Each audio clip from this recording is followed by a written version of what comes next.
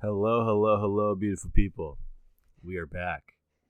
It is, we didn't realize at the opening of last episode that it was our episode 10, and we didn't have like a celebration. We should have popped some champagne or something on the podcast, but we did not. Welcome back to episode 11.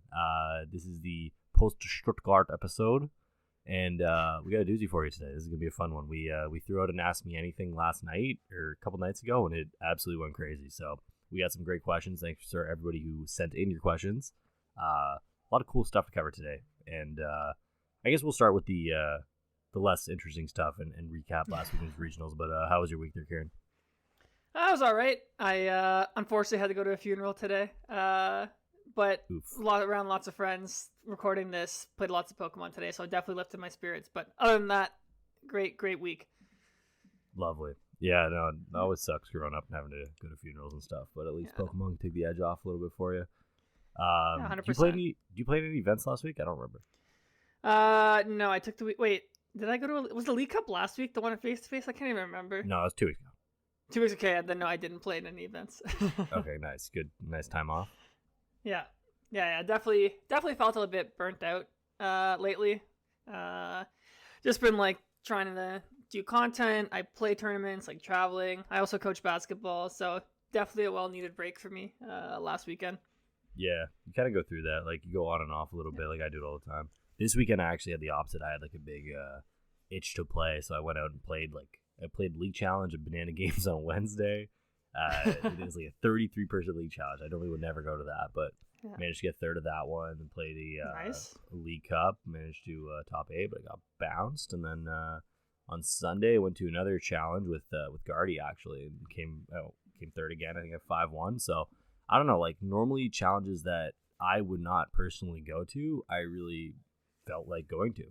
So, I don't know. Sometimes you get hit with the wave, you get the itch to play, and, like, I guess when you're feeling good, you're playing well, it's a bit contagious, right? Like, I'd gone through a long stretch where I was kind of not playing the best, and I was losing at challenge, losing at cups, and I just didn't want to play, but now tides are turning a little bit, and it makes you want to play more, right? When you can kind of taste that winning taste.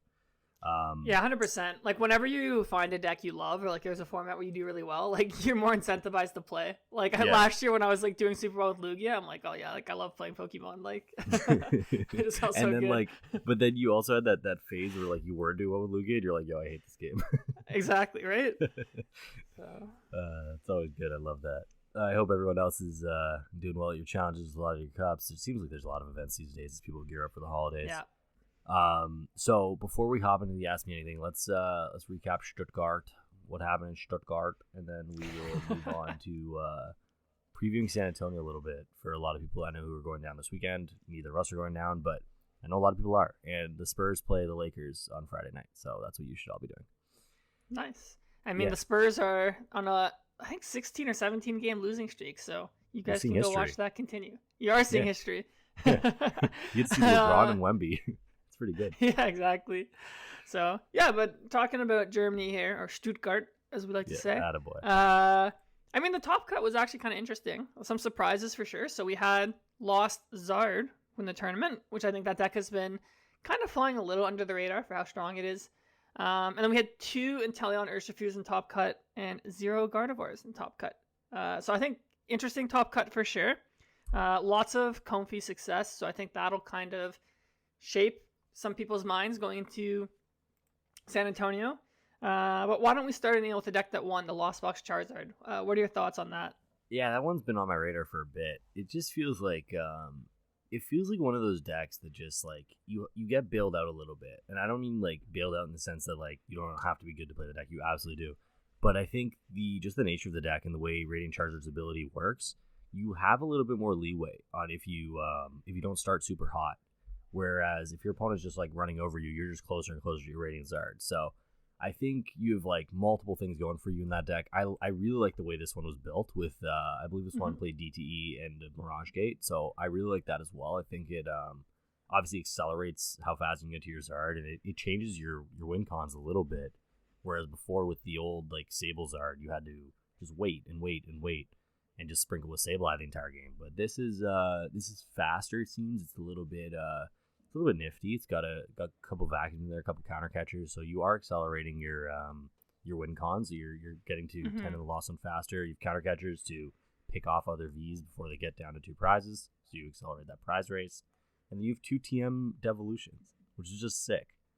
So Yeah. I really like it. I think the Jirachi was a great call. Tomb was obviously a great call as a EU regional champion. You kind of need that, right? But yeah, no, I liked it. What do you think about it? Yeah, no, I think Lost Art is very meta dependent. Like, there's a couple cards that completely shut down the deck, like Lost City and Jirachi specifically. But I do think it's really good, right? It's way faster than all the other Lost Zone decks. Like, you're threatening turn 2 Sableye pretty much every game, regardless if you go first or second, which I think is fairly strong. And like you're pointing out, he built Christian built it with Raihan, and he played that one Mirage Gate. So I think a lot of problem with like historically playing the Charizard deck, the Sablezard deck, is you get kind of stuck in the middle of the game, where it's like you can only really Sableye for 12, and there's nothing to pick off against like some of these big decks. So just having the option to early Charizard, which I think we've discussed on our pod before, like it's really strong in this format. Like decks like Miraidon are doing really well. I mean, Charizard is obviously really good into that. Chun-Pao's kind of fallen off. It's good into Chun-Pao. Even just like slapping like a Giratina for 250 or something, super strong. So I think he was definitely taking advantage of having that. Also, I think he just we saw that Lost Zone, like decks in general, did pretty well this weekend.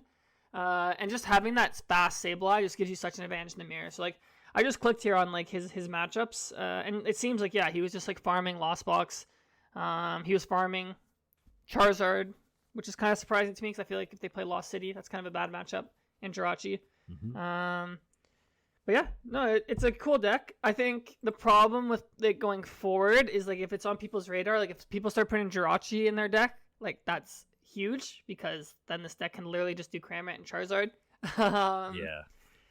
Which we can talk about in a bit if we think Jirachi when we get to the Sableye or the San Antonio part of the pod. But no, it was a really cool deck. Like I liked it. Obviously he played it really well, piloted it well. So he went well.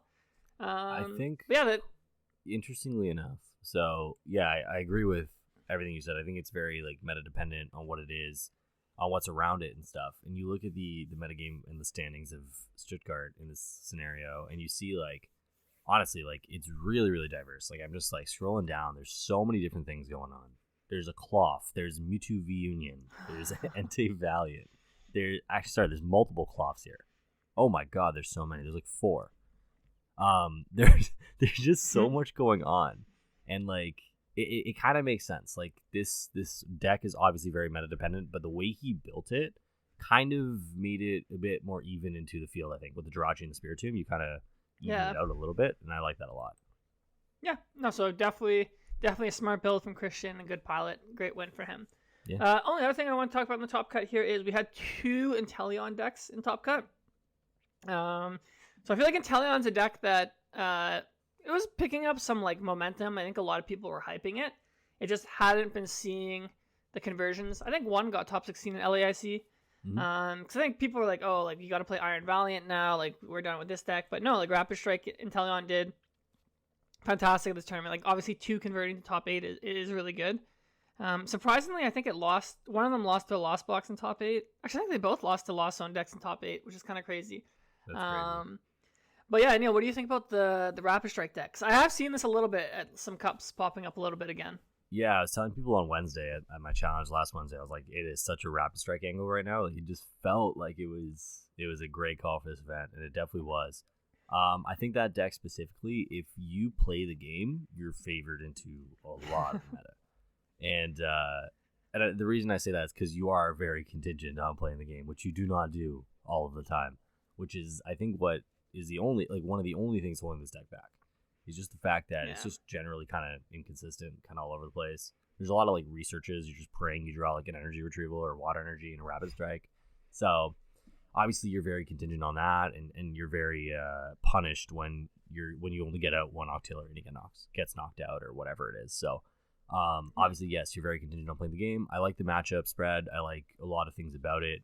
And I think that in the hands of a good player, there's a lot of potential for this deck. I think the ceiling's very high. I think it was 2 years now that Tord went on that crazy run with Rapid Strike across all those regionals. And you can just see, like, with a skill-based deck like that, when you give a good pilot that deck, the sky's the limit, man. So I think it's going to pop up a bit more here and there. It depends on, obviously, how the rest of the meta shapes up, but it seems pretty strong. Yeah, I think one thing I want to talk about here is just kind of like how like I think it doing well this weekend kind of speaks to metagaming and how decks kind of like ebb and flow, not just within a format, but when like new cards and sets come out. So like I think last format, like one of the reasons Rapid Strike maybe wasn't as strong is like it has a bad Lugia matchup and a bad Mew matchup. I think last format like Lugia and Mew would always hover between 10 to 15%. And we've kind of seen like this format, for example, like Lugia is just like not even a deck right now. So one of the decks like worst matchups just doesn't exist. And then like Mew is like still played, but I think it's played less than last format. And then one of its good matchups, like Miraidon, has just seen a rise in play. So I think people who like either have been like loyal to this deck or people who smartly like notice the trends in a metagame, they can kind of see like when conditions for a deck become more favorable. Because decks like Intelia and Urshifu, like you can't just like play it every tournament. Like you definitely need the right metagame for it. And I think we have found now a metagame that's like really strong for it. And like you said, like the deck's a little bit clunky and inconsistent, but I mean like that's a lot of decks. So yeah, on paper, this deck has like an insane matchup spread. It just, if you want to play this deck, practice it a bit because it can be a bit tricky, and be okay with dead drawing a couple of your games. Yeah, and to your point, actually, to be honest, I'm actually quite surprised Lugia is not a deck right now. I think on paper it doesn't seem too awful. I'm not saying by any stretch of the imagination is it a tier 1 deck, but I think that like there was always a Lugia popping in here and there, and even at LAIC there was a few Lugias in day 2, so I'm a little bit surprised that there's like virtually nothing, but it also kind of makes sense. Like you kind of get power creeped a little bit. Yeah, so I mean, it's kind of similar to like what I think what's happening with Chen Pao, which we can talk about later. Is like the deck is just not seeing play right now. Like it's probably like a tier 3, like high tier 3, low tier 2 deck, but it's just not seeing play. So if it's not seeing play, like strong players aren't playing it, it's obviously not going to convert. But like I don't know, like the deck has a bad Miraidon matchup, which is the most popular deck. I think his Gardevoir matchup got worse. I don't know, because like they have Screamtail now to just pick off Archeops, but they did cut Sinnoh, so that one's close. Like the deck is still kind of clunky a bit, so I don't know. I just don't think it's good enough to be played right now. You know what? And I think some of this has to do with people's testing with it. And I think some of this has to do with the fact that people started clunking up the list a little bit as soon as Iron Hands came out. Like they're playing fire energy, they're playing lightning energy, they're playing water energy. And you're playing like these 2 earthen vessels that are virtually useless a lot of the time. I think that a lot of like the deck building kind of hurt the variant as a whole. And I think a lot of people put the deck down because they saw like, all right, this is kind of brick. But in theory, actually, like it's not that terrible. And even into Miraidon, it's not that terrible if they're playing the 2-path build. Yes, but like it again, the key phrase there is in theory. I think if you ever play Lugia, like you play the deck and you're like, okay, this is like a pile. So like you kind of like the reason people are playing like hands and stuff is trying to give it some juice to kind of like overcome some of its shortcomings. But yeah, I don't think it's in a good spot. Maybe we'll be proven wrong, but I think we can put it to rest for now in this format and talk about the other decks, because I think there's one more deck here from Stuttgart before we move on that I want to talk about. In 9th place, we had a Roaring Moon. So I think this archetype was pretty hyped when the set came out. It hasn't really been showing off that well in the Masters division. I know it's been doing decent in the younger divisions, but it was actually a very different list than what we've been used to. So I think most people playing Roaring Moon, they've been playing the Pokestop version, like playing the Switchers. But the person who got 9th, Luigi, from Italy, he played it with 4 Town Store, and then he played Ancient Booster, Forest Seal, and Bravery. So he took a slower approach to the deck. He played Seda and Boss, but it seemed to have paid off for him. So, and I don't know if you've put a lot of time into Roaring Moon, but what do you think about this build? I actually did when it came out. I put in quite a bit of time, and like the deck always felt like, yeah, you'd go crazy turn 1, you'd go crazy turn 2, but then you just like fall off a cliff. So I don't particularly hate this build by any stretch of the imagination. I would say that it's a little bit, I guess I'm not really in a position to say that this guy just like almost top eight with this deck, but I find it a little peculiar that there's no water energies for Greninja. But I like the build overall. I think if you're playing 3 E-Switch, that you could probably splash in a couple water energies just to make that play happen, but this person obviously knows way better than I, so I'm not going to say anything. And I like the build. I think the build looks pretty cool. 4 switch card, 3 energy switch, 3 tracking shoes. Like these are cards that are obviously attainable from Pokestop. But if 4 Town Store is the way to go, then hey man, who am I to argue with the results? The only other thing I wanted to mention before we move on is the 4th place list. I don't know if you got a chance to look at it, but it is like funky. And it's another deck that played Roaring Moon, so I just wanted to touch on that while we were talking about this. I think Roaring Moon is extremely strong, and I think one of the things that holds back Roaring Moon in its own archetype is the fact that you can't really mix in a one prize attacker a lot of the time. Like, you're kind of going 2-2-2, and you're just hoping your opponent like misses a turn. So that's why I kind of like this build. There's a Roaring Moon in Iron Hands, a Galarian Moltres V, a Raikou V, a Tropius, a Minior, and a Greninja. and it also plays a Gift Energy and 2 super effective glasses. So yeah, bro just said, I want to be ready for everything. That's basically what this list is saying. Yeah, it's sick. Yeah, so like obviously like he sacrificed a little bit of consistency when he's playing like all these crazy cards. But he had an answer to literally like probably every single deck. So yeah, it was very interesting. This isn't really the type of deck I would play, but I think it goes to show like why like Lost Box is always strong. It's just like you can play it with whatever. Like Mirage Gate just enables like literally like any card. So yeah, it was like very this is a very me deck actually. I look at this and I like it. It is a very you deck actually. There's no Sableye in here, which is really, really interesting. Yeah, that's crazy. A Lost Zone deck without Sableye? Yeah, it's kind of crazy. But yeah, I agree with you. It's kind of just like you have a plan into everything. It's kind of cool actually. This might be something I try, but I can see why. I mean, it top 4 to regionals. I was gonna say I can see why it kind of got out here, but it top 4'd. Like, it's got to be good. Yeah. You can see the thought process too. Like he plays Raihan, he plays Gift, so you put the Gift before you're getting Roxanne or Iono to try and finish the game. Like you have Iron Hands to put pressure early, you have Moon for the big threat. So I think the idea is like you just like always out trade all these decks. I'd have to obviously play this deck more to see my actual opinion on it, but I see the theory. Like I can see why they did well. So definitely a cool deck. Yeah, I mean we didn't see much Snorlax this weekend. I mean actually there's a decent amount day 2, like not a crazy amount, but.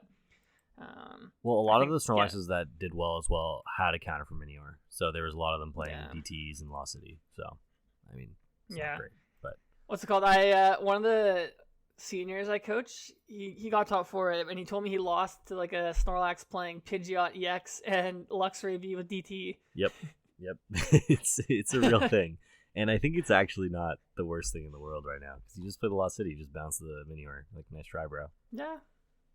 No, so it was interesting. But yeah, let's move on to quick forecast of San Antonio. Then I want to leave time for our AMA since I feel like that's going to take up a bulk of this episode. So yeah, going to San Antonio, Neil, like now we've seen, I don't know, like Lost Zone do really well in the last regional. So maybe we start with like, where do you think Jirachi fits into the metagame? Like, do you think most people are going to play Jirachi now going forward? Yes and no. I think that Jirachi is great. I think it's obviously good into what we've seen this weekend. There was a couple Lost Zone decks, but honestly, not really heavy Sableye spammers. Like, really, I'm not seeing a whole lot. There's a lot of Tina, which obviously does use Sableye, but it doesn't recycle it as well as old Lost Box did. And there's not a lot of Guardy as well. So those two things put together, I'm like, it does dwindle the use of Jirachi a little bit, but I do think it's still a good call. Depending on where you are, depending on what your metagame's like, obviously San Antonio is going to be like a huge snapshot, so you're going to get a little bit of everything. I wouldn't hesitate to put a Spiritomb or Jirachi in my deck in San Antonio, but I also wouldn't go out of my way to do it, because I think like at a regional that big, it's like 2,200 people. You're bound to hit a little bit of everything, and over-teching for one deck is probably not the best idea going into a huge regional, and that's one thing I would say, and that's one thing I kind of stand by anytime I go to a big regionals versus a small regionals or an IC or something. You can't really predict what people are going to play. So there might be a lot of Lost Box, and you may never hit one, or whatever. We've been over these things on the pod before. So, like, yeah, I wouldn't over-tech. Personally, going into San Antonio, I do think there are some decks in better positions than others, but it's hard to tell what people are going to play, and especially even harder to tell what you're going to hit. Yeah, I guess my one thing I would say is that we have seen, Inteleon do well, so Inteleon might be on the rise a bit, and Jirachi is actually pretty good against that because you stop Yoga Loop. So I don't know, like let's say Giratina is around, I think its meta share right now is around like 12 to 15%. Let's say like Inteleon's another 5%, and then random Lost Zone decks, I don't know, let's say it's another like 5 to 7%. So I mean that's like 25 to 30% of the meta where like Jirachi has relevance. So that's like one every 3 games. Yep. So honestly, like I don't hate playing it this weekend. Like I think if you play Gardevoir, like I think it's actually probably pretty strong this weekend. If you play Charizard, I think it's pretty strong as well. If you play a Lost Sun deck and you want to like pretty much like auto win mirror, like it's actually pretty strong. So I don't know, the card I think for a 1 card inclusion, like it's pretty effective actually. So it like Yeah. really swings a lot of the matchups. So I don't know, I'd probably try and find a way to play it this weekend. If you're playing like one of the decks I mentioned, like the ones that evolve or have low HP Pokemon. Like if you have big Yeah. HP Pokemon, then yeah, I like obviously definitely don't play this card. Yeah, I definitely don't think it's a bad shout by any stretch of the imagination. Like, I think it's pretty good. I just don't like. I'm not huge on these one card decks going to these tournaments unless you play unless you're playing something that's entirely contingent on blocking whatever you're trying to do. So, for example, like if I was playing Arceus, obviously I'd play Spiritomb to counter Mew, and if I was playing like you said, right, if you're playing these low HP decks that you kind of can't afford to get Sableye or Yoga Looped or whatever, then yes, I think there's definitely a lot of merit to Jirachi. But I wouldn't go like sprinkling it into everything. I think there's a time and place for all these things, right? So it's good. It's good to consider that. Obviously, Tomb is good into a lot of matchups. Jirachi's good into a lot of matchups. I'd actually be interested to like kind of lay out what matchups they're both good into. Like I know you said like Jirachi's like 30% of the meta. I'd be interested to like go through it with Tomb as well and see which one's like more effective in theory. But yeah, I think they're both good. I think they're definitely both good. I would with Sablezard on the rise, with Rapid Strike on the rise, and Gardevoir on the decline a little bit. I still think there's a lot of room for Gardevoir to kind of come back up as well. So I would be wary of that. Anything I played would probably be pretty favorable into Gardevoir if I could help it.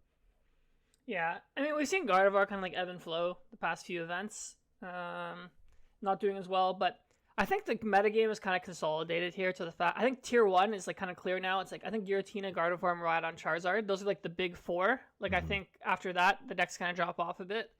So I feel like honestly, like yeah, like the metagame's starting to become, I shouldn't say predictable, but like it's more clear. Like I think there's a core group of decks that make up about half the metagame.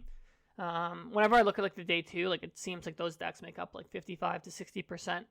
So I think yeah, like if you're like trying to like play something spicy or trying to counter this weekend, like I think those 4 decks are the ones you want to keep in mind. And then I think we just have like yeah, like then the Anteleons, the Entei, the Mews, like the Lost Zone box, like those are kind of just like on the fringe now. So yeah, maybe you know, like, what do you? Sorry, go ahead.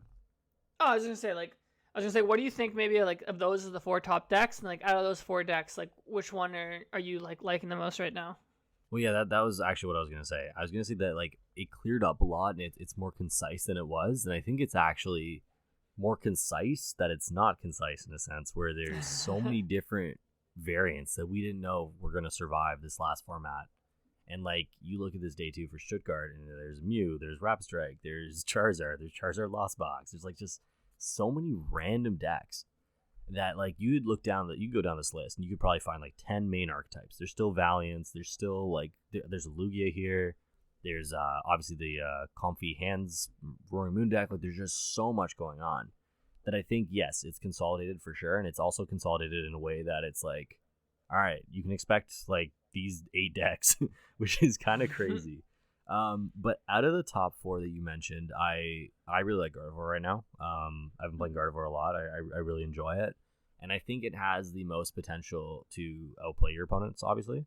So I like that, especially going to a big tournament where a lot of these people are not going to be top players for the most part. Like obviously your top players will be there, but your chances of hitting somebody who's more new or more average at the game is a little bit higher at these big tournaments. So I would just play something that gives you the best chance to play the game, A, and outskill your opponent, B. So play the game is probably Miraidon being the most consistent, and then the outskill factor is Gardevoir. So if I were going to San Antonio, I'd probably be playing either Gardevoir or Miraidon. I think I'd probably lean towards Miraidon just because of the whole like best of 350 thing.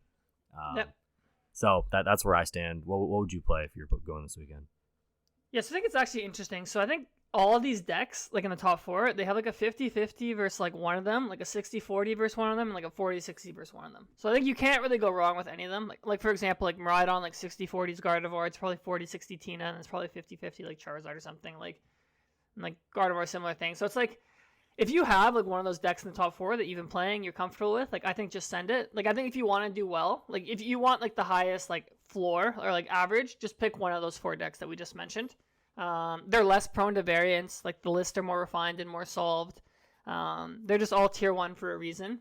I would probably still play Gardevoir just because that's the deck I'm the best at out of these 4. I haven't really played the other ones that extensively. Like I played Tina a bit. I think Tina's strong as well. I think it has a lot of outplay ability. I think it has a lot of different lines. Like you have Roxanne, Path, Counter Catcher, Sableye, like when to use like not Lost, Abyss Seeking. Yep.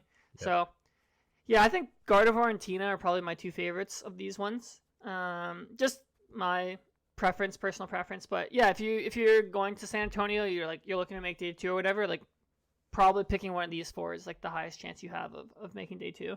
Yeah, and you want to pick something safe, obviously, in that sense, too, with such a big tourney and all that. So I agree with you 100%. Just pick something that, like, A, you're comfortable with, and B, is kind of okay into everything, which is, most of the top 4 is good into just about everything. So, so perfect. We went over that. We went over Stuttgart. Now we can get to the exciting part. This is this is something that we've had on our list for a while, where we wanted to kind of do an AMA segment of our podcast, but this is going to be an AMA half of our podcast because we got so much feedback and so many things people wanted us to kind of touch on. So without further ado, let's get into it here.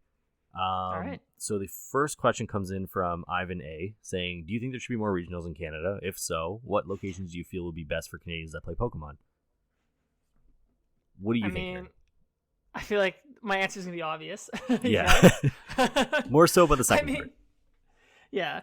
So, like, just to speak of, like, why I think there should be more regionals in Canada first is, I think it's a little unfair that Canada has the same, like, CP bar as America, just because it's, like, way more expensive to play as a Canadian. Like, to go to regionals, like, to fly, we have to fly to most of them, like, it's more expensive. Like, the Canadian dollar is weak versus the US dollar, it's more expensive. And if you don't live in Toronto or, like, the Toronto area, it's actually very hard to go to regionals. Like, if you live in Montreal, for example, like, there's not really any that are, like, drivable, like, really close besides Toronto. And it's more expensive to fly out of there. Like, if you live in Vancouver, for example, like, you have to fly everywhere. So I just think having another one, or just, like, lowering the CP bar to, like, maybe, like, 500 or something would just, like, be better. But to answer the second part, like, where I would put them, I mean, Montreal is the obvious answer. I mean, that's the next biggest city in Canada. Like, it's an amazing city. If anyone here hasn't been there, highly recommend going to Montreal. Then if I had to pick another city, probably Calgary, if I had to pick. That's fair. Give the West Coast another regionals. I know that one would be kind of hard for, like, a lot of Americans to go to. But I mean, this is why, like, I feel like they should just bring back, like, states or provincials, or just, like, make more special events. Like, I don't know why, like, Montreal can't get a special event or Calgary can't get a special event. Like, there's no reason not to give them one, since the cost commitment is, like, way lower on the Pokemon side. So yeah, no, I definitely think we should have more events. I think it's just good for growing scenes. So yeah, I would love to see, like, special events, like, used more liberally by Pokemon. I'd love to see one on the East Coast as well. Maybe Halifax, something like that. Yeah, that'd be really cool. That'd be dope. I know that there was, like, that fake regional in Yukon that came out that one Yeah, time. the Yellowknife. Yeah, I was down. I was low-key down. Like, I believed it at first because it looked really legit, and I didn't think it was cap immediately. So, bro, there's no way you believe that. I did. For the first, like, 10 minutes, I believed Yellowknife. Bro, I looked at it, and it looked legit. Bro, do you know what the population of Yellowknife is? It's not very much. But it give me also... a guess. Okay, hang on. An actual guess of Yellowknife. Yeah, give me a guess. Yeah. I'm going to say 48,000. No, way less. Way less? 20? Yeah, 20. That's crazy, bro. Yeah, but, like, in my mind, it almost, like, it definitely didn't make sense. I definitely just, like, believed it and I wasn't using my brain. But I was like, okay, cheap venue space. No one wants to go. Mm-hmm. It's like you can rent out a 300-person venue and still probably not hit cap. So it seemed all right. But no, I would agree with Calgary. I think they actually have a pretty decent player base out there, or at least they used to. Calgary would be good. East Coast would be good. Obviously Montreal. They used to have regionals in Montreal, so that would kind of make sense. Or provincials, but yeah. Yeah, sorry, provincials. So that would make sense as well. But yeah, no, I agree with you there. Let's move on. I'm going to try to make sure we don't take too much time on any of these. This is one we have to tackle. MJ versus the field. Who's the GOAT? MJ. So the question is based MJ versus LeBron. More or less, yeah. I mean, this question's always hard because it's like you and I are both, like, too young to have, like, watched prime MJ. Yep. I mean, I would probably, like, slightly lean towards LeBron just because I think, like, his career overall has been better. Like, 20 years of playing at that level. I mean, he has the points, like, record. I mean, I think if you ask me, like, probably, like, who's, like, absolutely better at their peak, I'd probably say Jordan. But if we're looking in totality, I'd probably pick LeBron. And I think the one thing I will say is, like, that makes this even harder is, like, Jordan does not have an achievement as great as LeBron's 2016 finals, but Jordan also doesn't have like a blemish or a failure as big as the 2011 finals for LeBron. So Right. it's one of those things where it's like you're just splitting hairs. Like either guy is like fine. Like I feel like it's a cop out answer, so like I'll just say LeBron is like my goat. But shout out to Liam Halliburton too. Like he's a big LeGoat fan. Big LeGoat fan. Yeah, like and like we talked about this last episode, where it's like it's so impossible to just compare people of two generations. And the one thing I will say though, and like I think most of the time my answer is Jordan. I think most of the time, but obviously I didn't see him play in his prime. I've only seen highlights or tapes or whatever. But I think there's also a huge recency bias towards, obviously naturally, like with the human nature, towards not only LeBron but anybody who's more memorable in your brain or more recently, like that you've seen.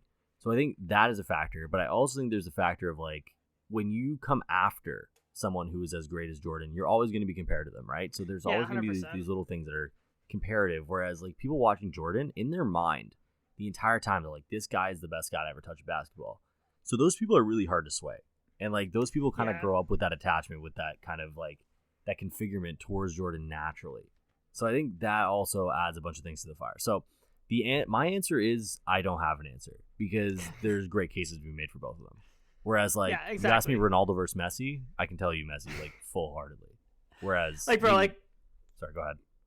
I was gonna say, like 20 years from now, there's gonna be like Timmy Turner. Like our kids are gonna be like, Timmy Turner's the GOAT. Like you and I are gonna be like, no, like LeBron James, like is way better than this guy. So yeah, back in my day, we had LeBron James. Yeah, back in my day. Back in my day, but like it changes so fast too. Because like 2 years ago, I would have told you there's a solid debate between Ronaldo and Messi, but now there just is not. So like and there's so much like emphasis placed on these players at the end of their careers and like how well are they doing at the end of their careers. LeBron is like 80 years old now, doing crazy things, and Messi's like 80 years old doing crazy things while Ronaldo's picking his nose in Saudi Arabia. So nice. There are certainly things to be said about that. Moving on, this question is also from J Star. Thank you, J Star. Okay. This one is Pokemon related. Thanks. What was the biggest catalyst for change as you as a player that let you go from being a scrub to being in day 2 contention consistently? What do you think holds the most players back from consistent day 2 results? And before we answer this, I want to say that this one was very upvoted by the community. It had a lot of engagement, so people are very interested in this one. Cool. Yeah, I think I'm gonna break it down because I think there's quite a few different levels. Like I'd say there's probably like you start as like a beginner, and then you probably get to the level where you can like top cut a league cup, like I don't know, like win a league challenge. Then I think the next level from there is probably like day 2 of like big events. And I think from there it's like top cutting like stuff like regionals, and then if you want to go beyond that, then it's like winning big events. So I'd say for me, like when I started playing, I think one, like the big thing that held me back was like I wasn't playing good lists, which I think has kind of been solved now with like Limitless and all that. And 2, it was like I didn't really understand like sequencing very well. Like I didn't understand like how to play matchups well. Like I only really understood like how to play my side of the board. So like I would just kind of like play my cards as they came, which I think when you're learning how to play is like kind of how you do have to learn how to play. But I think what really changed things for me, or like how when I work with like when a lot of the people I coach, like what I try and tell them to like really get to the next level is once I started like understanding the game from like my opponent's side of it. So like when I play my turns, like I'll be like, okay, like what is my opponent trying to do? Like if they draw perfectly next turn, like what are they going to do? Like if they want to do this play, like what cards do they need to have? Like what was their optimal play last turn? If they didn't do it, like what can I infer that they don't have in their hand? So kind of like working backwards, I think. Like once you start paying attention to what your opponent's doing, it's not easy, but like you can like really start piecing together like which cards they probably have access to, like what threats they have. And then once you know what they can do, it kind of helps to like guide your turn. So I'd say if you're really trying to get like really good as a player, like start doing that. And then obviously like practice other decks so you know how they work. But yeah, to me it's just like it's similar to like the saying in poker where it's like a good player like plays their cards, and like a great player like plays their opponent's cards, and like an amazing player like plays what their opponent thinks they're going to do. I kind of butchered that, but like basically the idea is like if you can play both sides of the board and like think both sides of the board, like the game kind of becomes clear. And then just another thing to add to that is I think once I understood like how to prize map effectively, that really leveled up my game as well.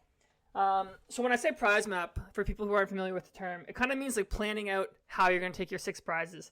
So like for example, if I'm playing like Gardevoir against Miraidon. I'll be like, oh, I'm going to knock out their Miraidon, then I'm going to knock out their Squawk with like Scream Tail, then I'll knock out something else with like Zacian. And like when you kind of do a prize map, like I kind of ask myself in my head, I'm like, all right, like how many attacks does it take me to win? And then if my opponent gets their optimal prize map, like how many turns would it take them to win? And then that kind of can also help guide you, be like, okay, like I shouldn't bench like this Pokemon because it like lets my opponent take an extra prize, or like it like advances my opponent's strategy, or like it like like makes mine worse. So yeah, I think just thinking more critically, like stop just thinking like in the moment or just your turn. Once you can start learning like how to think really far in advance, like I think most great Pokemon players, like even from the first turn, they can like see like how the next 5 are gonna go in terms of like who's attacking what. Like obviously you can't just control like what you draw. Like you might have to deviate, but you can have like a really well defined plan from even the first turn of the game. I think a lot of people just like play as they go, and they're not like taking that extra level of like deepness that they need. Yeah.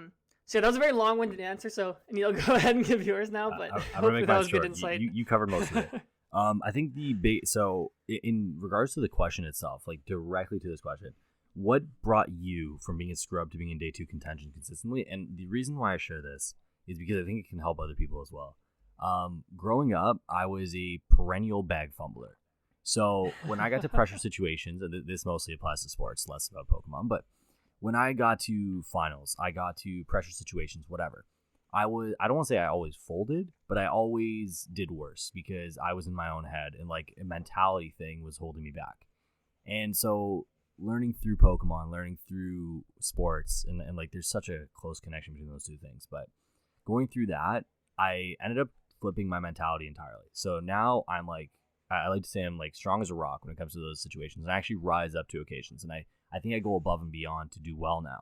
And that, for me at least, was the biggest difference between like failure and success, because I would get to situations where I'm putting myself in win-and-in situations or whatever it was, and then I'd fumble it because I was in my own head. And the only way to learn to kind of get over that hump is to do it. And the unfortunate answer, because it's not as simple as people would like, but the best way to get better and the best way to get to day 2 contention and stop being a scrub is just to play the game. Even little things like league challenges where you're putting yourself in pressure situations where you're like, okay, this is the final round. If I win, I first. If I lose, I'm out. Whatever. Little situations, league cups, league challenges can simulate regional big situations. And when you look at it as a whole, it's just another game. So that's the advice I give. Just kind of look at it kind of as a big picture thing, not so much as like, oh, I need to win this round. Play as you do, kind of lock yourself in the moment and see where you can go from that. I actually, one more thing I just want to add that I should have mentioned in my initial response is, okay, obviously it's obvious. Yes, you got to practice, but find someone like, I don't know, your friend or like someone at your league, like whatever, who like also wants to get better and like work together. Like Aneil and I, when we were kids, like I'm not exaggerating, him and I would like get home from school, we'd call each other on Skype and we would play Pokemon for like 2 to 4 hours a night, like every single night. Yep. We would like message each other about our lists. We would like message about matchups, and then we would like discuss the game together. So like having someone to grow alongside with you who has similar goals like really helps. And like we definitely pushed each other. And I'd honestly say like Aneil and I were both probably similar level players for like a while. And then that year we started working together, we both started seeing results. Like we were both cutting regionals, we were cutting nationals, and like I really do think like having like us working together like really would help. And like I don't think if I was just like by myself like that I would have been as good as a player. So I think I find one person or like find a group of you together and just like discuss Pokemon, like lists, discuss games. Like when you play games, like if you're not sure about something, like whenever it's a hard decision, like I still do this. Like I discuss it with like the people I'm like working with. So yeah, definitely lean on other people. That's another big advice. Yeah, and it's important to find people who are similar minded to you. So there's a lot of people in your circles who may not be of similar mind to you. Maybe they play different decks. Maybe they're not on the same kind of growth pattern. So it's important to kind of weed those people out and really talk to the people and keep the people close that have similar patterns and similar goals as you. Okay, so we're getting up here in time, so we're gonna start rapid firing these a little bit. We're at like 40 minutes. So we're fine. Don't worry. I don't want to like super rapid fire, but I don't want people having to stay here for like 3 hours. Although I'd love you to. So Jackson Ford says, "Banana Games podcast when?" And the answer is soon. Correct? Yeah, that'll definitely happen. Yeah, of course. Fantastic. Jerry Zoo, the legendary Jerry Zoo. What could be done to better incentivize players who aren't chasing for invite to get them to keep playing the game, especially locally? I can take a stab at this first. Yeah, go for it. I think prize packs were great. I think that's a Mhm. great incentive to get people to play the game locally. I also think that if you're not chasing invite, obviously your goal is a little bit different, but just to play for monetary gain or to play for self gain, whatever you value in your own life is, I think, what you have to chase. For me, I chase the invite because that to me is the ultimate stage of Pokemon. It's also a really nice vacation in August every year. So that's kind of what takes me there. As far as locally, I think if you're only wanting to play locally and not chasing your invite, it's obviously up to your own goals. Whatever you do, whatever. For some people, just playing the game is fun, and that's a great thing to have, right? And I think, Jerry, you're one of those people, right, who really enjoy just playing the game. So you don't really need that end goal, that giant pinnacle to really enjoy it. So I think that's something that really helps me, at least. Yeah. I mean, I'm kind of similar to you. I'm like very competitive motivated. So like that's why I enjoy playing Pokemon. But I think there's a couple ideas I've seen floated before that I think are good. Like people are saying like, why don't we have like stamped promos for like day 2 of regionals? Like I agree. Like that's a pretty easy thing. It costs Pokemon almost nothing. Like that would be cool. Things like the prize packs are good. Like promo cards are good for locals. I think stores like hosting, like turning their League Cups into like 1Ks or 2Ks, like that's always pretty popular. So upping the prize pool. Obviously, I understand stores need to make a profit, like they don't want to run at a loss, so like that's kind of hard. And I think it would be really cool if like Pokemon like introduced like some event like below Worlds that had like a championship point bar. I think that would be kind of cool. Like maybe an event where you need like 200 points or like 100 points or something. Or like and they had kind of like tied that to locals maybe, or like they had like something separate where it's like, I don't know, like you have like League Cup points and like that leads to like a like provincial or state tournament. I don't know, just something for people to work towards that isn't Worlds, because just from like other card games, like looking at them, like Pokemon's like the only game where like everyone just cares about Worlds. And I think it is because like Worlds and Pokemon, it's like the easiest Worlds to make of all the card games. Like it's not easy obviously still, but like I think games like Magic, like only like 20 people make Worlds. So like I think people just like think like Worlds is like the only thing to go for. And like Pokemon has kind of like made it like that, since like that is the only thing championship points is for. Like you don't use championship points for anything besides Worlds. So finding some utility for championship points, like be it other events or something else, I think would really go a long way to incentivizing people to keep playing. Yeah, I couldn't agree more. I think about that all the time too. Following it up, he has a couple of like hypotheticals. Foils, non-foils, Okay. or mix of. Go ahead. What do you think? So people know me, like I'm a big proponent of mixing my arts, especially mainly for cards that are obvious that you play like multiple of. So for me, like when I prize check, like I like having, for example, like let's say I'm playing like, I don't know, like 2 like boss in my deck. I play 2 boss. Like if I play like different arts of boss, let's say I have one in my hand and my opponent like judges me and I draw the other one, I know I didn't prize one. Sure. Very minute. It doesn't really matter that much, but I just enjoy playing different arts. Like if you see my Chen Pao deck, I have like 8 different foil water energy. I don't know. I just love playing different arts. Yeah, and I know most people hate that. That but drives me insane. that's what I do. Yeah, I like foils. And not everything foil, obviously, but where I can help it. Yeah, I like foils. I like golds. I like full arts. I like stuff like that. His last question is favorite sleeves, and I think I can answer that on behalf of both of us. We both use Dragon Shields, correct? Yep. Perfect. Yeah, I mean, I love Japanese sleeves. They just don't shuffle that nice. Yep. Okay. Sam Johnson asks, what was the moment that made you realize you're going from mediocre play at tourneys to having consistent awesome runs? Probably that year in seniors, I think 2013. I think both of us, that was, like 2012, 13. That was for both of us. Like, I think I was just, like, at cities, cities are basically like League Cups. Like, the year before, like, I would have a really hard time making cut. And I think at cities, like, I was, like, consistently making top cut. I mean, that first regionals of the year, I know you got top cut. Like, I got 9th. I just bubbled out. And then, like, I started making, like, cuts there. It just felt like when I was playing the games, like, it just felt like I understood what I was doing. Like, I understood what I was doing in all my matchups. Like, every deck I was playing, like, I felt like I was finally learning how to build good lists, which I think is a bit of an outdated skill now in Pokemon. Yeah. I just felt like things were clicking. Like, it just felt like I was playing, like, with more of like a purpose. Like I was thinking deeper. Like I was thinking about what my opponent was doing. Like I was thinking like turns in advance. Like it just felt like a lot of my like skills had just like really leveled up. And like once I started seeing the results that came along with it, like it kind of like validated that for me. Like I think it definitely boosted my confidence. And I felt really good like playing from there on out.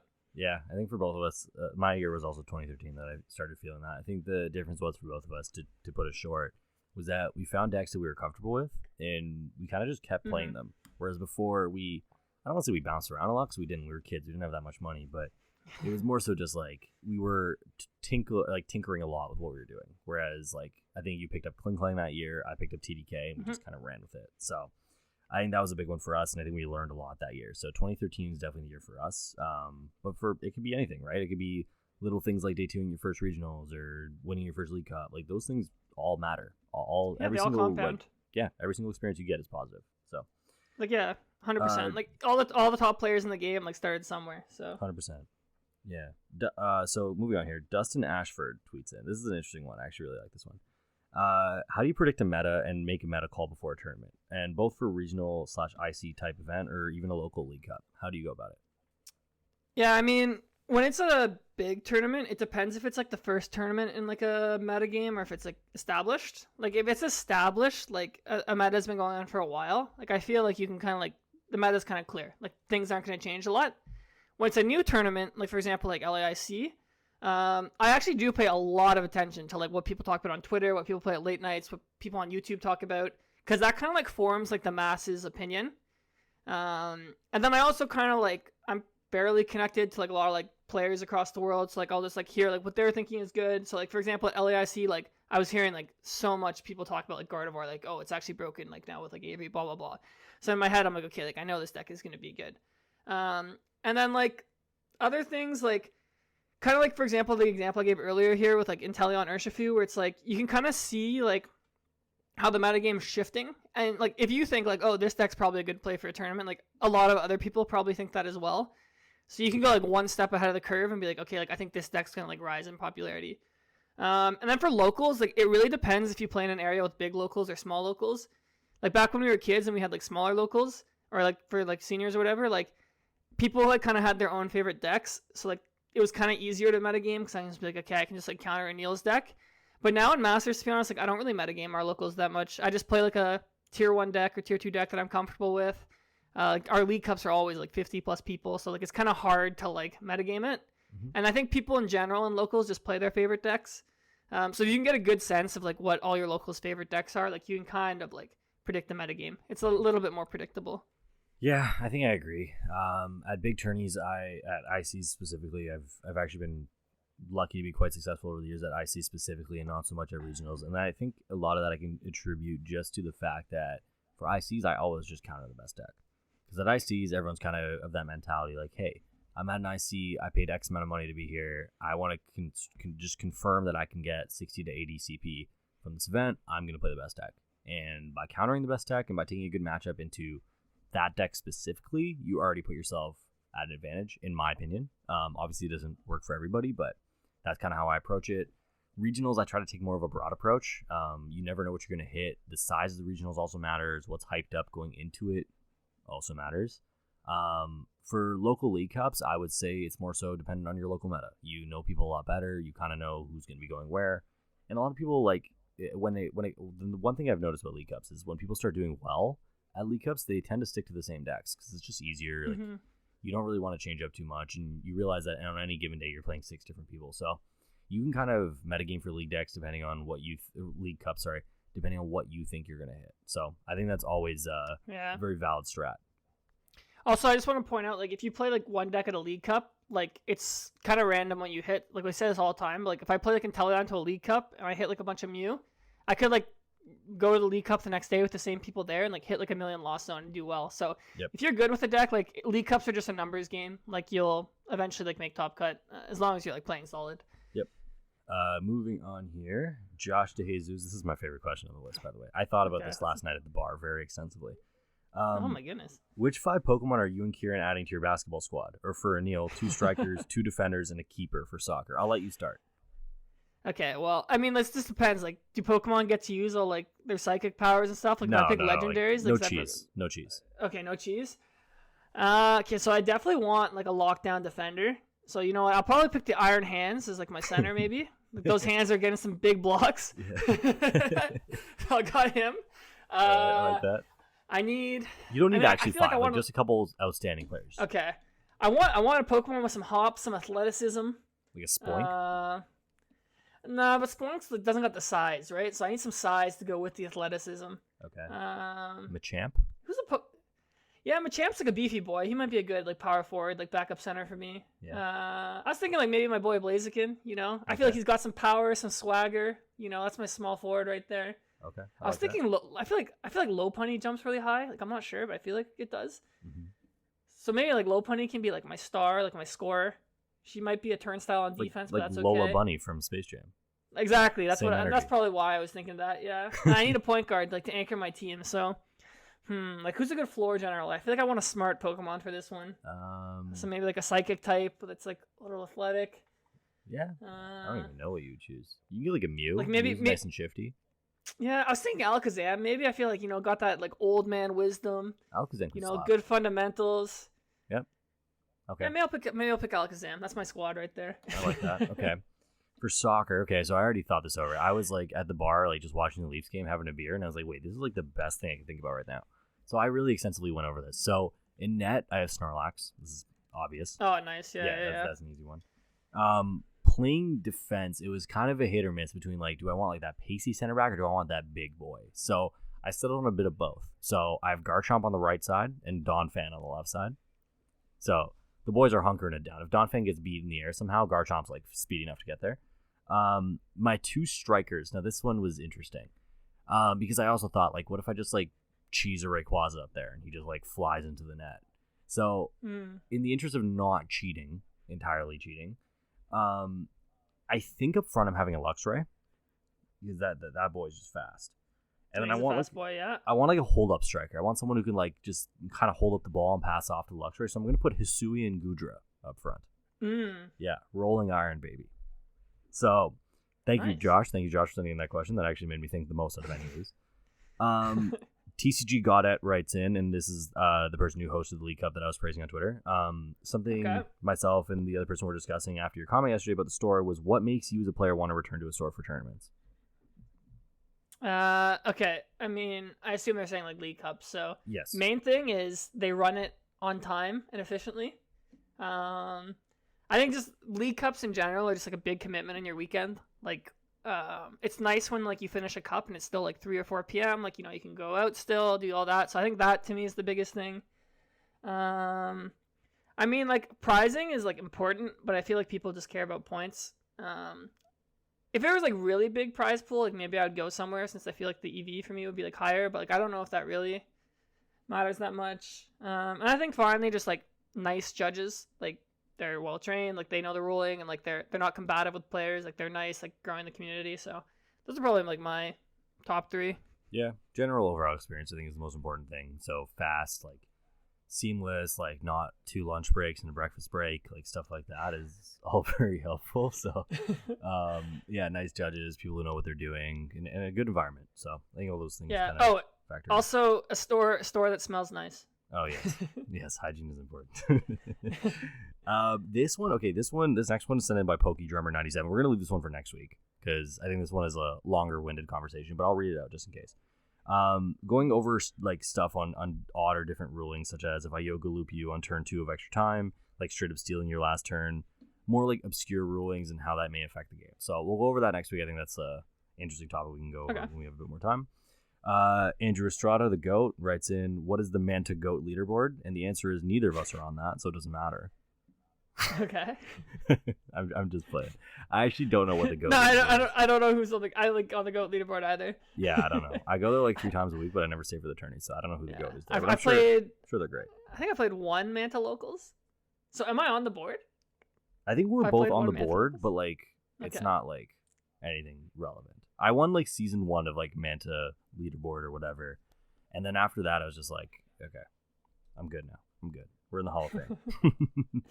Nice. So Gavin Zoe writes in 1 billion lions or one of every Pokemon.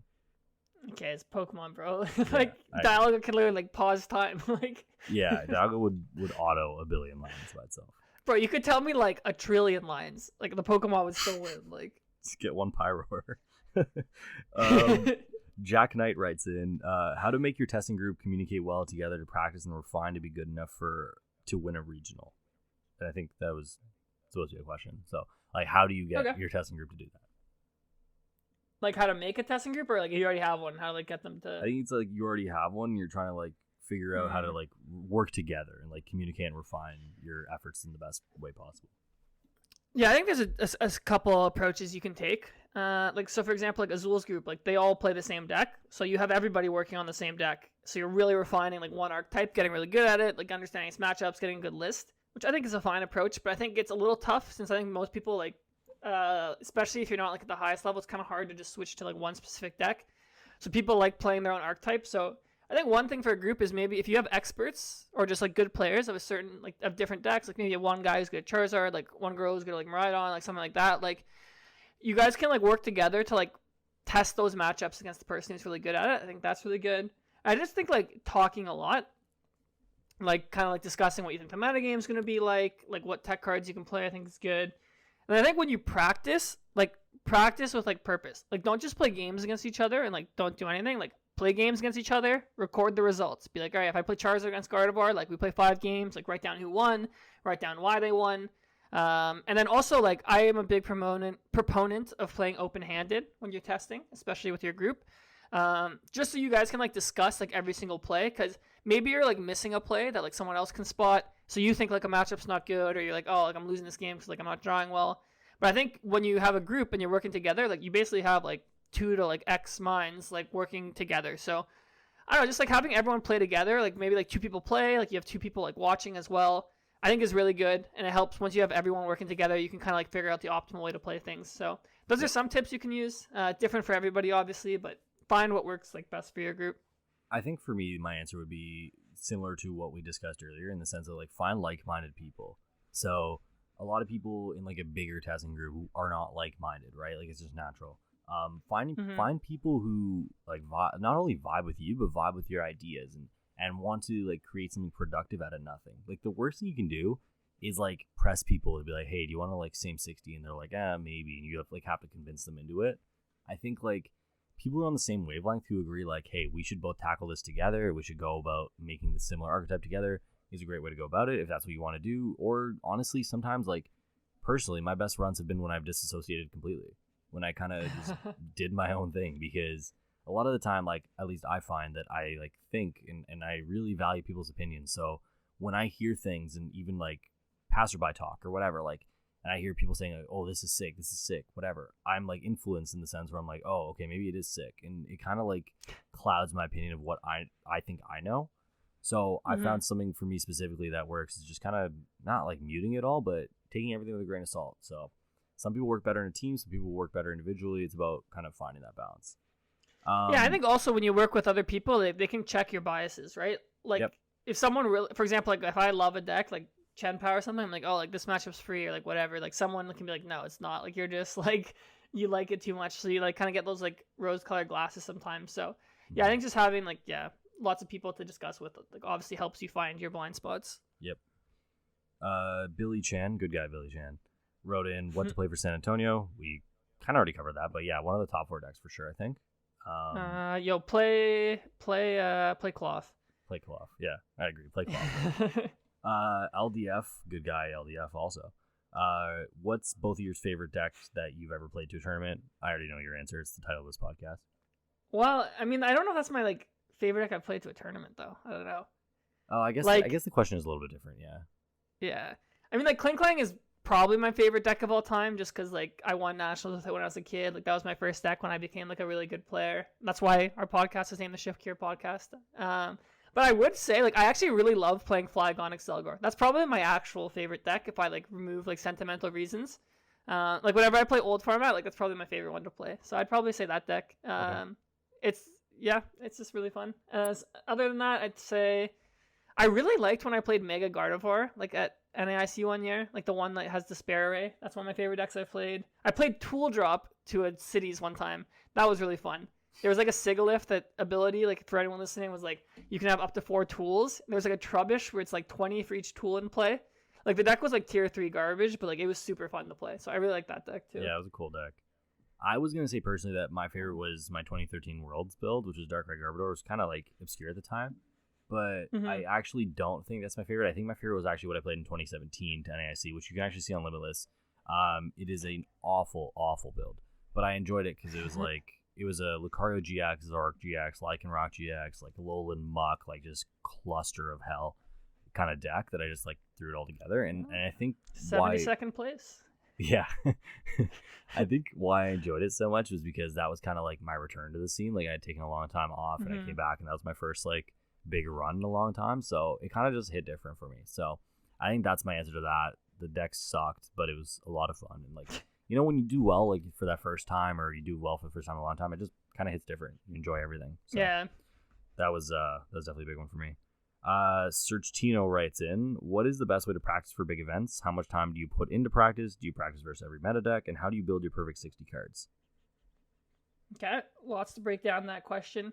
So I'll start with the building 60 cards. So I think building 60 cards is you have to find the right balance between consistency and like, I call it juice. Like when I say juice, it's like having a chance to win against every deck almost, or like having like strategy. Like, so for example, like if you're playing like Gardevoir, like Jirachi gives you like a chance against like Lost Box. Like not that you can't win, or like if you play a card like Turo, or like I don't know, make like Snorlax better or Mirror. So like finding the balance between those cards that like you don't need in your deck and like consistency, I think is important. So like for me, it's just like metagaming, like what matchups I feel comfortable with, and then like if there's some matchups I'm not super comfortable with that I think are going to be big and that I think can be improved with just like some slight adjustments, like 1 or 2 cards. That's kind of how I pick if a card is going in my deck. Also, if like they have utility. So like for example, for LASC, like I played Turo because I'm like, oh, like it's just like good to heal. It's good to pick things up. It's good to pick up Luminion. If I play Snorlax, like I had a lot of utilities. So, like that's kind of good.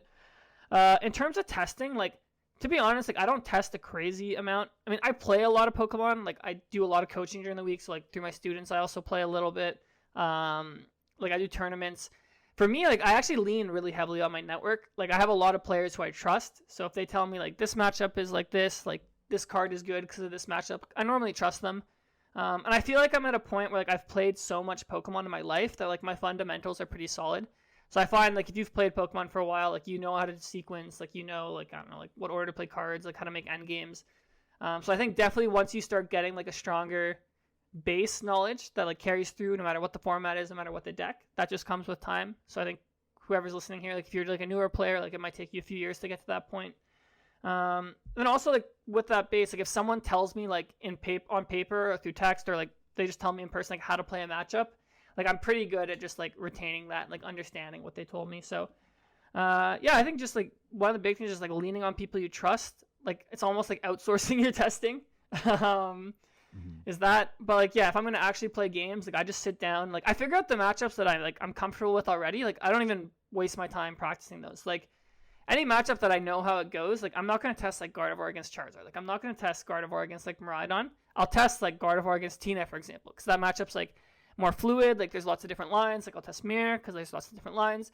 So find the matchups you're not comfortable with, or the matchups that like play out differently game to game, and like really make sure you understand like all the options you have in those matchups. So I think that's how you get really quality testing for your decks. Yeah, and I would agree with that. And I actually think what's interesting about his question, he says, what's the best way to practice for big events? And like my answer is I still don't really know.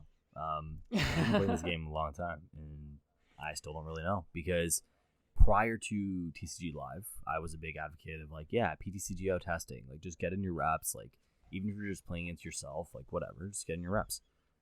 Now I'm not so sure, because it's so inefficient to test on there, and like obviously like every month your ladder resets, you're playing against like Sprigatito themed decks again, so it's not really as useful as it once was. At least for myself, I can speak to this. I'm a very like solo tester. I always kind of like do my own thing. Not to say that I don't trust people. It's just like the people in my circle often play different decks than me. And I think it's okay to be different in that sense and want to play your own thing. But when you do want to play your own thing, you have to put in a lot more work than if you're just going to like piggyback off someone else. So yeah, it's hit or miss. Like when you're playing something different that no one around you really knows and can teach you, you obviously have to learn it yourself. So you got to put in a lot more time into it. And I would say like practice against most of the meta decks. You don't have to go into depth with everything, but just have a general idea of what you're kind of going to do. Building your perfect 60 cards is difficult. That's, I think, the hardest part. A lot of Yeah. that comes from like 10 p.m. staring at your list laid out on a hotel room bed. So that does happen, but just trust yourself and trust your instinct a lot of the time. And Yeah. I would say the other thing is don't punish yourself if you like go back the next day and you're like, oh, I should have played this card. Why didn't I play this card or that card? Your knowledge is only as good as it is, and hindsight's always 20/20. So cut yourself some slack in that sense. And if you're ever in doubt, I would say always play the consistency card. Yeah. Moving Agreed. on. Lucas Zing, my biggest op, says, what happened at round 3 of the Banana Games League Challenge last Wednesday? And I'm not going to answer that because he's not listening to this. And if he is listening to this, comment hashtag Aneil is a bot underneath this tweet, and I'll buy you junior chicken. Because he's not listening. I know he's not listening, so it's okay. Yeah, no one tell Lucas about that either. All right, that's cheating. So Yeah. Make sure he finds on his own. I don't want to buy this guy junior chicken, so please. Tyler Annert says, why do players sleep on archetypes considered easy, quote unquote, despite them being the most effective for tournaments at times? So I think this question is mostly like about like Miraidon in general. So Yeah. what do you think your theory is? I mean, I think this question kind of like I kind of fall into this because I normally don't play these decks, but I think 1 is ego and like 2 is like enjoyment of like playing. So I think 1, like people like, I don't know, for whatever reason they're like, oh, I want to do well with like a deck that takes skill. Like I don't want to play a no skill deck because like it invalidates like my accomplishment, which like obviously it doesn't. But I think a lot of people think like that.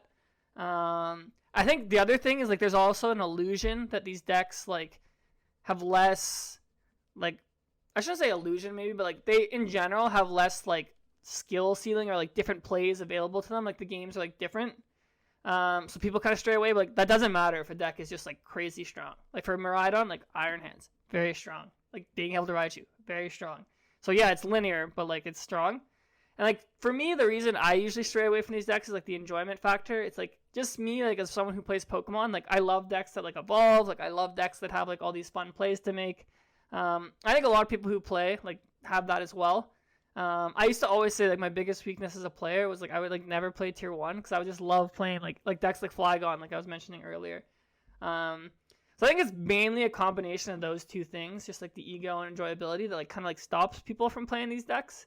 Because we saw like Miraidon is like obviously like I'd say it's a tier 1 deck, and every time I look at like the day 2s of regionals, like a lot of good players are not playing Miraidon. Like obviously there are tons who play it, like what's called Yuho. We have JW won regionals, like Jesse Parker. But yeah, it just seems like a lot of top players just like, or people in general are just like, oh, I don't want to play a deck that's viewed as like a no skill deck, or they just like don't like playing them. So that's why I think it is. Like, Aneil, do you think it's something different? No, I agree with you, and I think what's funny about this whole thing, and I love this question for this matter. I learned this lesson the hard way this year, like very much the hard way, and I think a lot of it. I like really resonate with one of your points there, where I think like the whole like gratification factor, the enjoyment factor. I didn't feel great like winning games from like going Iron Hands turn 1 against people. Like that never felt good. The way I felt good was when I was like Zationing with 9 energies to win a game, because I felt like I worked for it. So that's a big factor for me, at least when it comes to like not wanting to play easy decks, quote unquote. It is more so just the way the style of the deck works. Like in the past, I haven't really shied away from playing easy decks. Like I don't mind playing easy decks. Just the ones that are good right now are kind of just beat down decks. So that was kind of a reason for me. But then like on the contrary, like I was struggling so much this season, and now I have over like 300 CP with Miraidon. That's over half my invite with this one yellow deck that I perceived as easy, that I thought like, oh, I don't want to play this deck. It doesn't have any skill to it, whatever. So yeah, like 100%, I learned that lesson the hard way. Like I was 100% wrong in not wanting to play that deck. And I think it's important to kind of like look at yourself in the mirror and realize when you're wrong. And that was one of those times where I was very wrong. And I thought it was an easy archetype. I thought like, okay, like me playing it versus some guy who just started playing the game playing it are going to achieve the same results. Like what does it matter anyways? And a lot of the time, yeah, that's probably correct. But there are little plays that you can make with any deck in this game that will separate you from other players. And like even when I started playing Miraidon, I was not playing it well at all. Like I was getting rolled, and that's fine. So like it just went to show and it taught me a valuable lesson that every deck has skill. Every deck kind of has that ceiling if you're willing to put in the time. It's just like I think people do shy away from it because they think they're capable of more, which is not a bad thing to do. But it's important to realize when sometimes like you got to drop down to try every deck. So that's my perspective on it. Joe Ferrari writes in, do one-of cards make a big enough of a difference? And I would assume this is more so geared towards like I don't know, like Jirachi, Tomb, Manaphy, stuff like that. Yeah, I think Pokemon's probably the one card game where it makes the biggest difference. Like, I legit think, like, one card can sometimes swing a matchup, like, 10 to 20%. Like, for example, like, if you play Minior, like, against Snorlax, that turns, like, some matchups from, like, unwinnable to, like, favored. So, yeah, one card definitely does have a big difference. But you have to look at it, like, you can't just be like, oh, this one card, like, wins me this matchup. So, like, it's auto-include. Well, if that one deck is, like, only 5 to 10% of the meta, like, okay, you're swinging, like, maybe, like, one match a tournament. So, yes, it makes a very big difference, but, like, if you're going to put a one card for one matchup, like, that matchup, like, better be, like, really popular and, like, very, like, unfavored for your deck. Like, for example, like, if I can, like, when I play Gardevoir, like, at LASC, I'm like, okay, my Tina matchup's probably 50-50. I could put Jirachi and make it, like, 65-35, but I'm like, I think I can beat it anyways. Like, I didn't put it in. Now I, like, might change because the metagame's evolved, but, yeah, I think...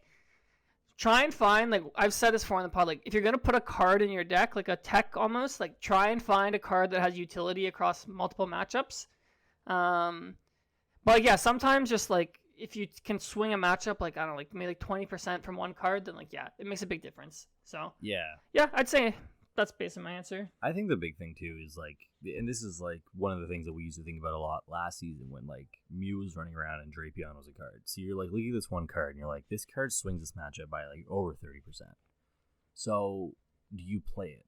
And, like, the answer to that, like, is that there's no good answer. Like, you'll look back on it after and you're like, oh, I hit 9 Mews. I wish I played Drapion. Or, oh, I played 0 Mews. Why did I play Drapion? Like, there's no good answer to this. Yeah. So I think one of cards are as good as you think they are. So if you have a feeling that you want to play it and you think there's a reason to play it, then play it. But for the most part, and the lesson I kind of learned recently, which is weird, like learning this recently, but I kind of bow to the side of consistency. Like, I'm a big proponent now of just like, okay, I have this one card, I can play Minior and win stall.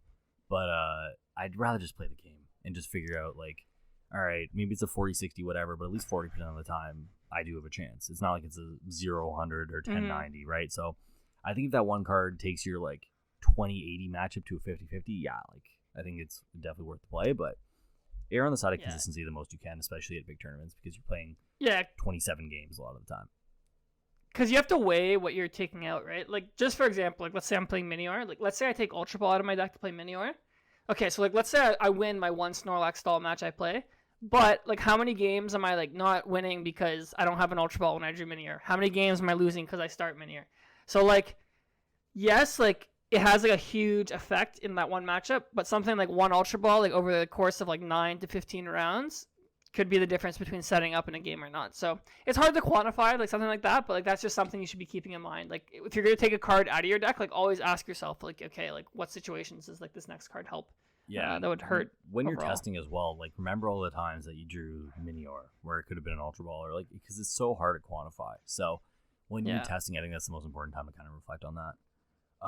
Okay, moving on. Mark Levy says, how do you go from someone who wants to play to I got my first cards to my first tournament to I'm joining the community, or I have a team, I have friends, to becoming a champion and everything in between? Like, how would you kind of go about that mentality swing? Like, what's your best way of kind of building up? Yeah, I mean, I think it's probably, most people probably have the same experience, but might be a little different. So, like, I'll just give mine. So, when I was new, I was always, like, as a kid, I collected the cards, like, all that. I think most people do. I saw, like, the tournaments on YouTube, but then I didn't download it. I played PTCGO when it was in the browser. So, like, I started by playing online. So, I think a lot of people nowadays probably just, like, play live. They really enjoy it, which I did. Then I wanted to start going play in person. So I got my mom to take me to a league. So I'd say probably, like, find a locals if you're new. And when you go to locals, like, that's a really good place to, like, meet friends, like, meet people who you can test with, all that. Like, that's kind of like your, like, gateway to the community, I'd say. And then normally, like, if you make friends at, like, a locals, like, they'll introduce you to their friends or, like, something like that. And then from there, like, you can just, like, go to, like, a challenge, a cup. Like, that's where you get a taste of what it's really like competing. So you can kind of figure out, like, okay, like, how close am I to being, like, ready to compete? Like, what do I need to work on? Do I need better decks? Do I need better cards? And I think once you're ready to get, like, really serious, like, I think we've kind of talked about this already. It's, like, find people who, like, you can test with, someone similar to you. So, like, for me and Aneil, it was each other. Like, for some people, like, I don't know, they use, like, Discord, like, Twitter to find people. Like, however you can find, like, like-minded people, I'd say that's probably it. And then Yeah, then you just gotta start playing Pokemon. Like, start going to the cups, start going to regionals. Like, you're gonna get destroyed. Like, your first, like, I don't know, maybe your first like 10 regionals or like 10 cups. Like, you're not gonna do well. But if you stick with it and like you actually like commit to improving, like I think that's kind of like how you the pathway to starting to become like a champion, as Mark calls it. Yeah, I agree with it. I agree with everything you said. And I think, well, if you're listening to our podcast, you're most likely a more seasoned Pokemon player than a beginner. But I think most people would agree that making friends in this community can allow you to skip a lot of steps. So Yeah. if you know somebody who already plays the game, and this actually happened to me like 3 times the last week, which is astounding.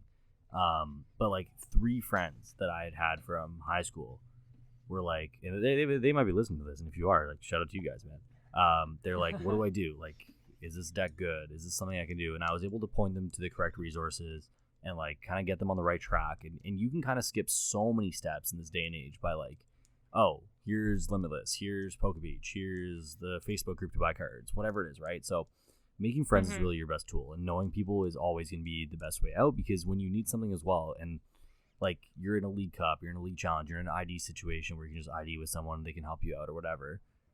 It's important to have those friends, and that's why like trolls and people who generally aren't good people don't make it very far in this community anymore. Yeah, there used to be a lot more, but now the community's so tight, like people get exiled really, really fast, and being a bad person doesn't really get you too far anymore, which honestly I'm very thankful for. So yeah, agreed. That's that's my opinion on that. Ricky TCG asks, how do you adjust deck lists between BO1 and BO3 events? I don't know if I adjust my deck list that much. I adjust my deck choice, so maybe I'll talk about that.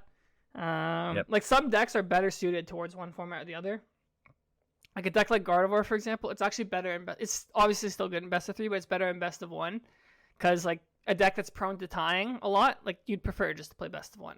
A deck that's a little more inconsistent, something like a Chen Pao, it's actually better in best of 3, since like if you brick a game, like you still have 2 other ones to like come back. So I'd say it probably like factors more into like my deck choice.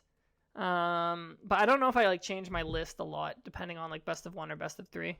Yeah, I would agree with you. I think it factors in your deck choice a lot, but not so much your list. There are decks that are just way better BO1, runs that are way better BO3, and that's just the nature of the game. So I don't think it changes too much. Yeah, I agree with you. Last one here, and this one I'm actually really excited about talking about.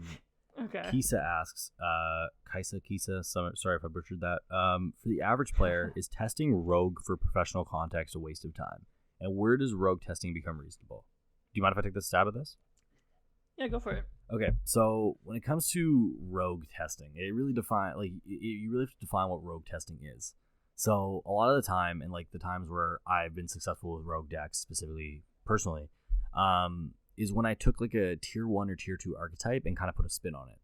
So a good example, I guess, would be LAIC this year, where like you had a tier 1 archetype in Miraidon, and I put a spin on it that people didn't really understand or expect. And historically, that has been like my best way of attacking Rogue.